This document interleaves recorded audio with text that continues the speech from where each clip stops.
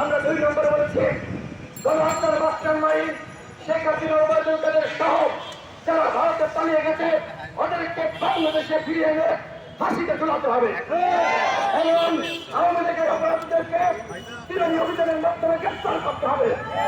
আমাদের 3 নম্বর কথা সেটি হল জাতীয় সরকার যেহেতু গঠন করতে পারেন নাই, যেহেতু ডাক্তার ইউনূস নিজেই বলেছে যে তাড়াহুড়া করে অযোগ্য ব্যক্তিদের মাধ্যমে এই উপদেষ্টা পরিষদ গঠিত হয়েছে, তিনি বলেছেন যে তাড়াহুড়া করে যোগ্য ব্যক্তিদের মাধ্যমে উপদেষ্টা পরিষদ গঠন করতে পারি নাই। তার মানে কি অযোগ্য ব্যক্তিদের মাধ্যমে উপদেষ্টা পরিষদ গঠিত হয়েছে।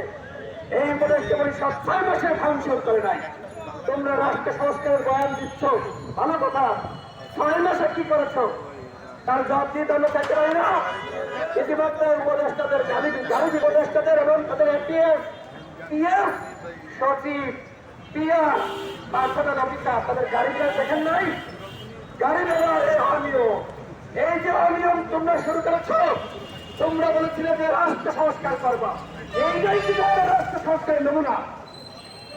তোমরা লাল গালিচায় তোমরা কি করো, খাওয়ানোর প্রকাশ করতে যাও, এইটা তোমাদের রাষ্ট্র সংস্কারের নমুনা?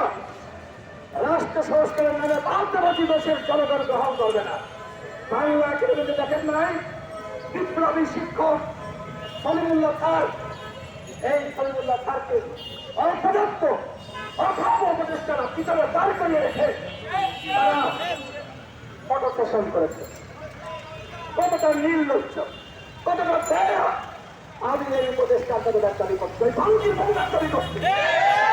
এসএসসি পাস ব্যক্তিকে তোমরা উপদেষ্টা বানিয়েছ, রাষ্ট্র সংস্কার করবে না, কিসের রাষ্ট্র সংস্কার করবে? পাল্টাবাজি শুরু করেছ, রাষ্ট্র সংস্কার আমরা করতে চাই। আমরা 21 সালে যখন দল গ্রহণ করেছি, আমরা বলেছি যে আমরা কোন সংস্কার আন্দোলন সফল করেছি।